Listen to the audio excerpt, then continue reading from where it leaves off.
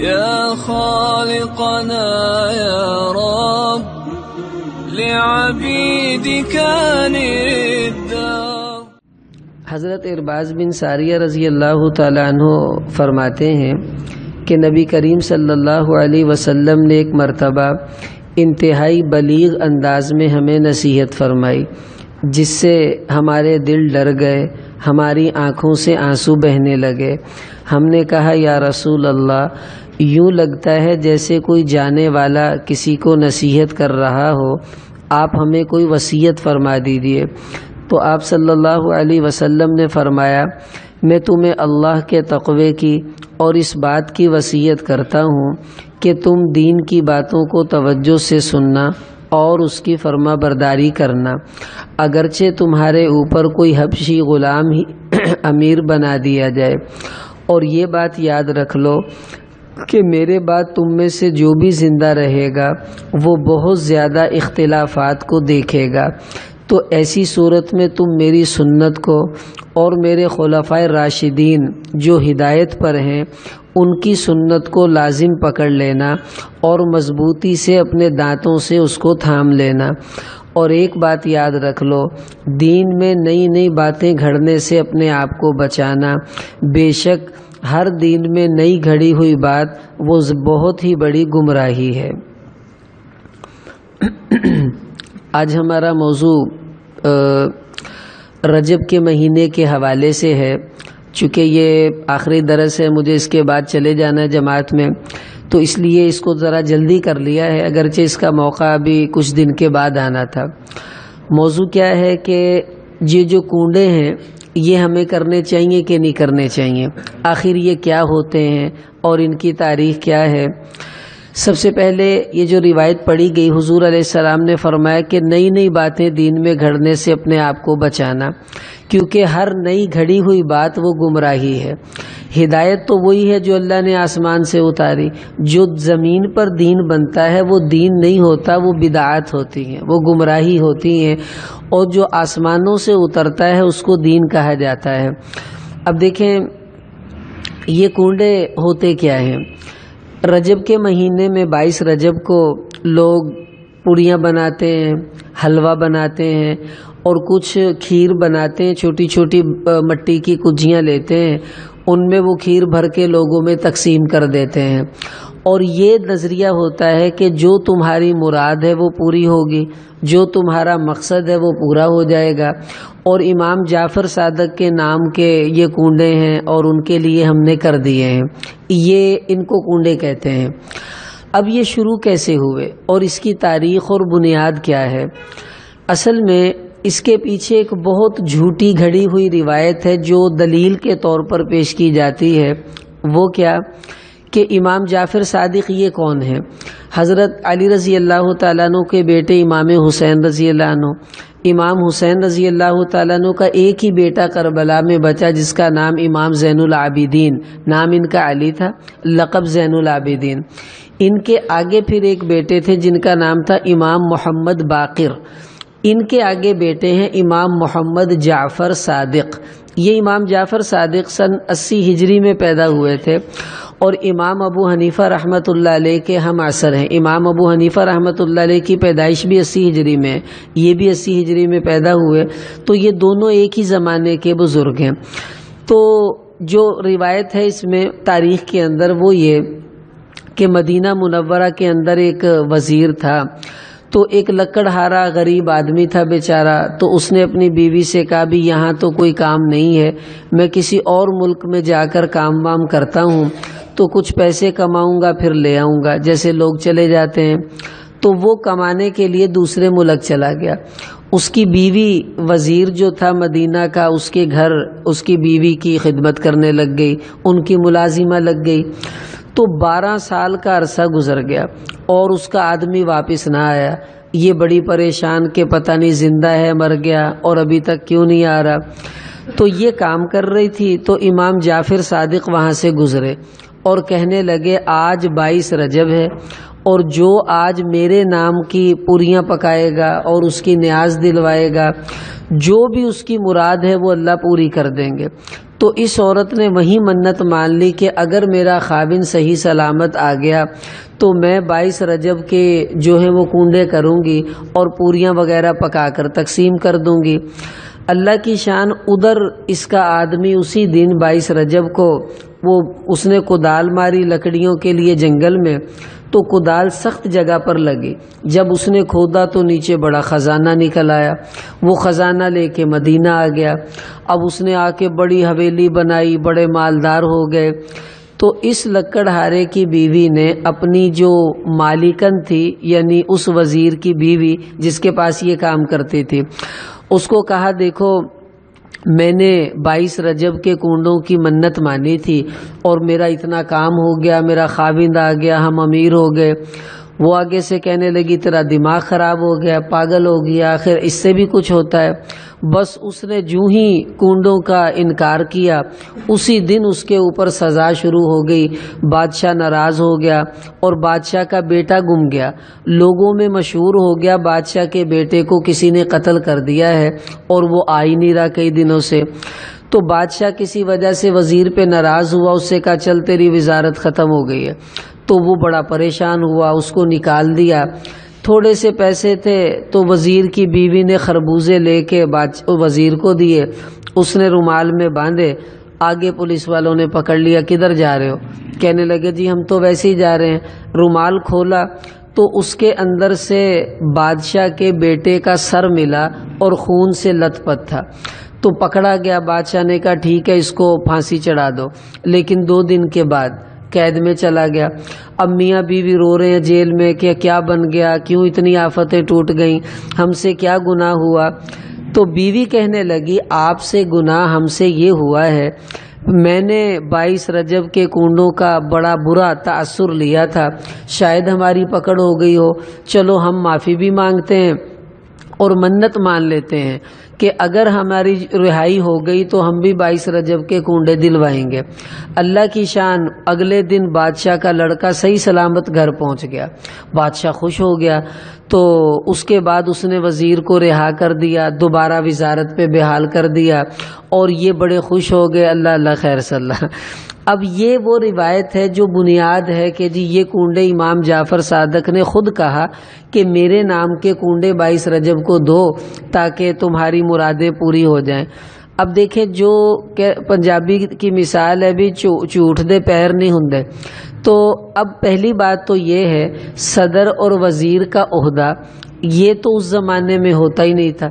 اس زمانے میں تو امیر چلا کرتے تھے، امیر المومنین، اور یہ جس زمانے کی بات ہو رہی ہے اس سے پیچھے حضرت عمر بن عبدالعزیز رحمۃ اللہ علیہ گزرے تھے، اس کے بعد مروان وغیرہ یہ آئے ہیں، تو یہ سب امیر المومنین کہلایا کرتے تھے، ان میں صدر کوئی نہیں کہلاتا تھا اور وزیر بھی کوئی نہیں کہلاتا تھا۔ دوسری بات یہ کہ امام جعفر صادق وہاں سے گزرے اور انہوں نے یہ ساری بات کہی، تو اب وہ بادشاہ کے بیٹے کا کٹا ہوا سر مل گیا، اگلے دن وہ منڈا صحیح سلامت آ بھی گیا۔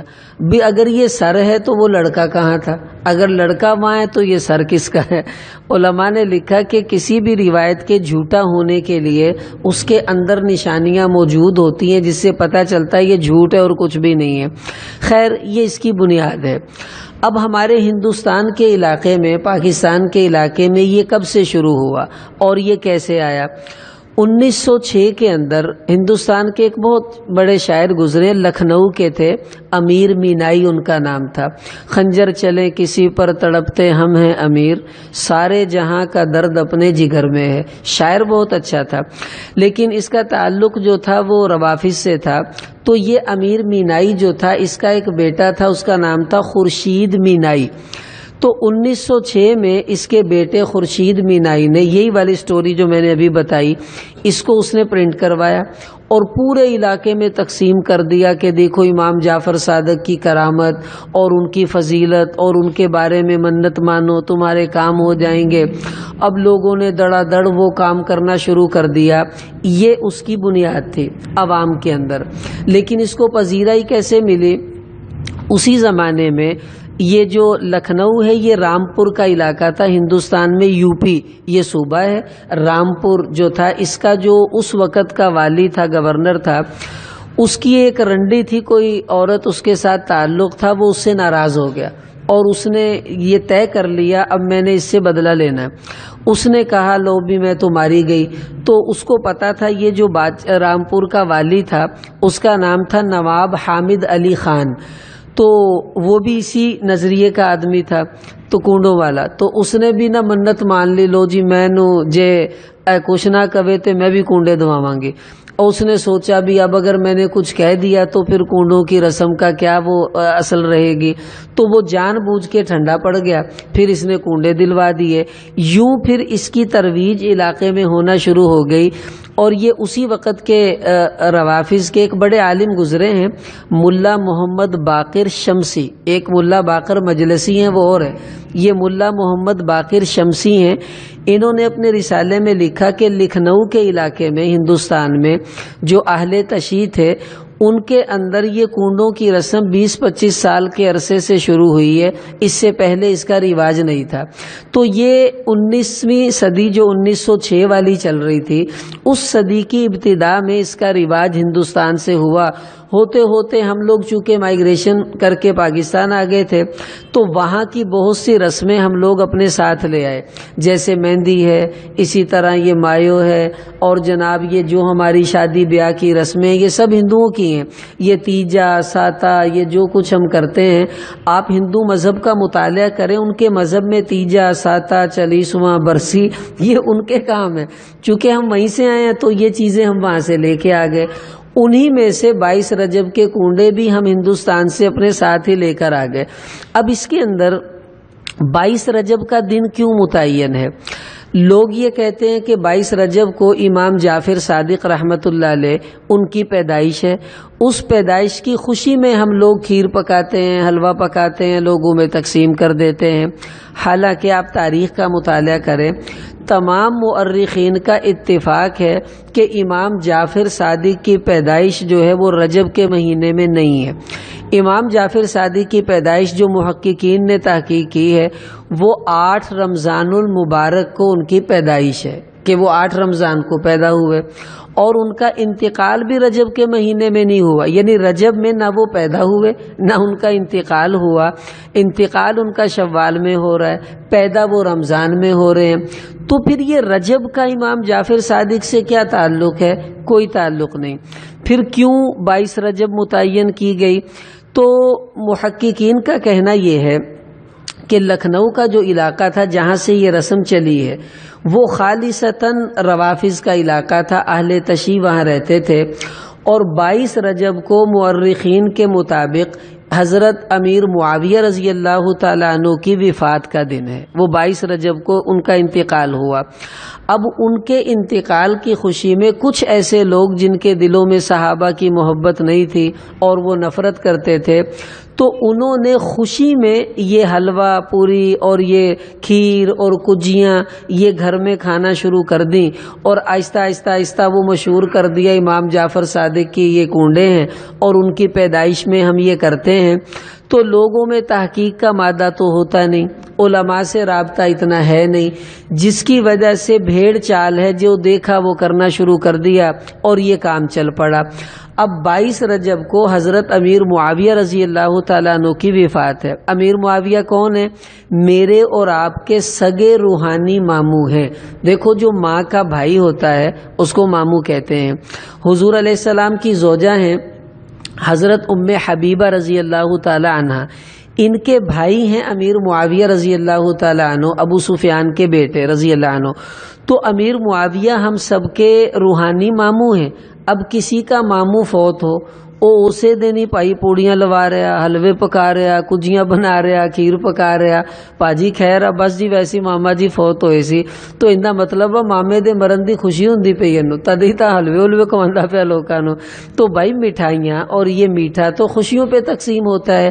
اب امام جعفر صادق کی پیدائش کی خوشی میں ہے تو ان کی پیدائش تو ہے نہیں، پھر کیا ہے، امیر معاویہ رضی اللہ تعالیٰ عنہ کا انتقال ہے، اور اس دن چلو ہم افسوس تو نہیں کریں گے کیونکہ ہمیں 3 دن سے زیادہ سوگ منانے کا حکم ہمارے نبی نے نہیں دیا۔ اب ہم یہ بھی نہیں کہ پیٹنا شروع کر دیں، افسوس کرنا شروع کر دیں، لیکن ہمیں خوشی منانے کا جو طریقہ ہے یہ بھی نہیں اپنانا چاہیے۔ وجہ اس کی یہ ہے کہ جو خوشی کی وجہ ہے امام جعفر صادق، ان کا تو کوئی تعلق بھی نہیں ہے۔ اب دیکھیں اس رسم کے اندر کتنے بڑے بڑے گناہ ہیں۔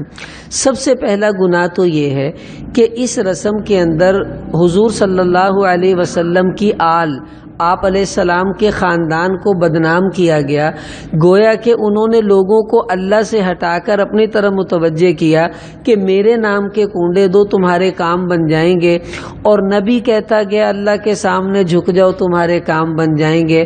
اہل بیت نے تو اللہ سے لینا سکھایا، اللہ سے حاجتیں پوری کرنی سکھائیں، اور یہ الزام ہے امام جعفر صادق پر کہ وہ اپنی طرف لوگوں کو متوجہ کریں۔ تو حضور کے خاندان کو بدنام کیا جاتا ہے اس دن کے اندر، یہ بالکل مناسب نہیں۔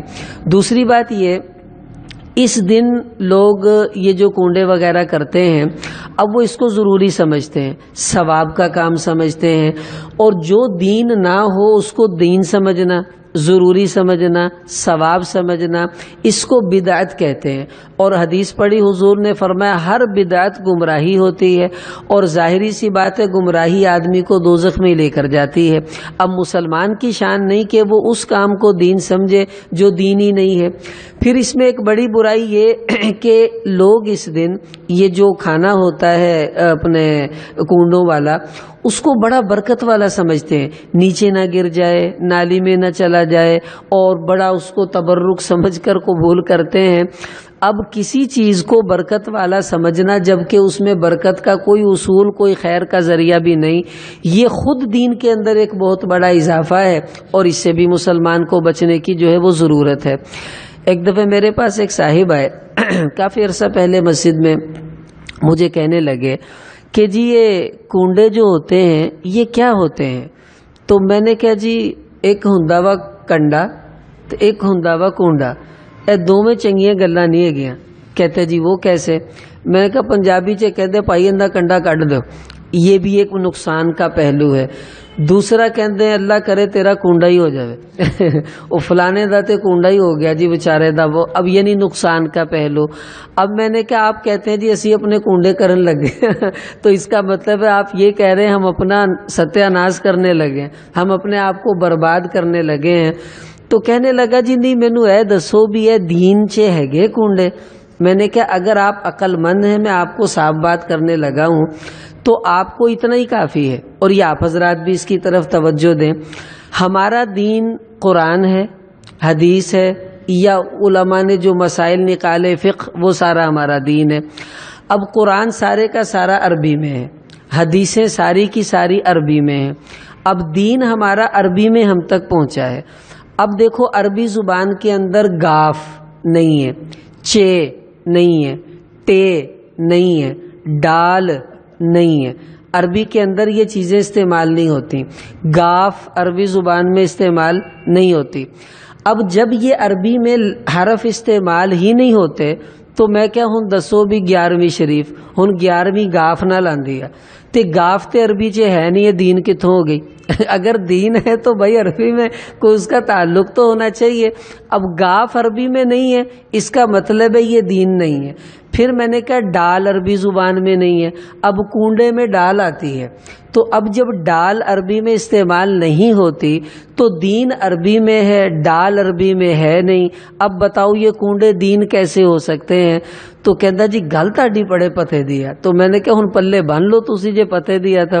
اب یہ صاف بات ہے کہ ڈال جس زبان کا لفظ ہے اس زبان میں دین نہیں اترا، اردو میں دین ہم تک نہیں پہنچا، دین تو عربی میں آیا ہے۔ حضور علیہ السلام نے فرمایا کہ میں عربی ہوں، قرآن اللہ نے عربی میں اتارا، اور تمہاری جنت کی زبان بھی عربی ہوگی، اور قرآن میں اللہ نے فرمایا انا انزلناہ قرآنا عربیا، کہ ہم نے عربی قرآن اتارا ہے، بلسان عربی مبین، بالکل واضح عربی زبان میں یہ قرآن ہم نے اتارا۔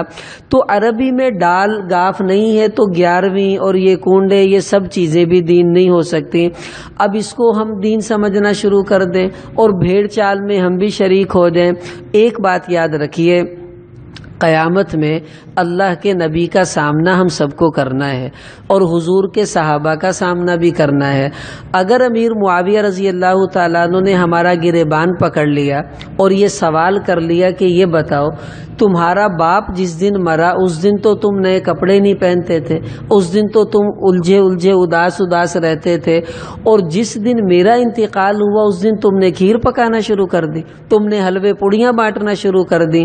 اگر یہ سوال انہوں نے کر لیا، حضور نے کہہ دیا کہ میری بیوی کے بھائی کے موقع پر وفات پر تم نے یہ کیا کام کیا، ام حبیبہ آ گئی ہم سے پوچھنے کہ بتاؤ میرا بھائی فوت ہوا اور تم نے یہ کیا کام کرنا شروع کر دیے، میرے دوستوں کوئی جواب ہمارے پاس نہیں ہوگا۔ اس لیے ابھی 22 رجب میں پورا ایک مہینہ پڑا ہے، تو آپ ابھی سے اپنے گھر والوں کا، ان دوستوں کا جو بیچارے پہلے سے یہ کام کرتے تھے، ان کا ذہن بنانا شروع کریں، ان کو سمجھائیں یہی پیسے آپ کسی غریب کو دے دو، کسی غریب کے گھر میں راشن لے کر دے دو، اللہ بڑے راضی ہو جائیں گے آپ سے۔ اور 22 رجب والے دن جس وجہ سے تم کرتے ہو کہ امام جعفر صادق کی پیدائش ہے، ان کی پیدائش تو نہیں ہے، اور جن صحابی کا انتقال ہے اگر ان کی خوشی میں کرتے ہو تو اب دیکھ لو یہ کتنا بڑا برا عمل ہے کہ کسی صحابی کے انتقال کے دن ہم خوشیاں منانا شروع کر دیں۔ اب دیکھو نا 10 محرم کو امام حسین رضی اللہ تعالیٰ عنہ کی شہادت ہے۔ اب 10 محرم کو کوئی بندہ حلوے بانٹنا شروع کر دے، کھیر بانٹنی شروع کر دے تو سب لوگ کہیں گے یہ گستاخ آدمی ہے، آل رسول کا دشمن لگتا ہے، یہ کیا کر رہا ہے۔ تو جس طرح امام حسین ہمارے سروں کے تاج، ایسے ہی امیر معاویہ رضی اللہ تعالیٰ عنہ بھی ہماری آنکھوں کی ٹھنڈک ہے۔ اللہ کے نبی کا جو بھی غلام ہے وہ ہمارے سروں کا تاج ہے، اس لیے ہمیں کسی بھی صحابی کے بارے میں ایسا رویہ رکھنا یہ بالکل مناسب نہیں ہے۔ تو اب ہم اس کی نیت کر لیں کہ انشاءاللہ اس رسم کو اگر پہلے ہم نے کبھی کیا ہے اللہ سے معافی مانگ لیں، وہ بڑا کریم ہے، معاف کر دے گا۔ آئندہ ہم اس گندی رسم کو نہیں کریں گے اور نہ اپنے معاشرے میں گھروں میں ہونے دیں گے۔ جو کرتے ہیں ان کو محبت سے سمجھائیں گے، اللہ انشاءاللہ ان کا دل بھی بدل دیں گے، اور رفتہ رفتہ یہ ساری گندی بیماری ہمارے معاشرے سے ختم ہو جائے گی۔ تو سب اس کی نیت تو کرتے ہیں نا انشاءاللہ۔ اللہ تعالی ہمیں عمل کی توفیق عطا فرمائے۔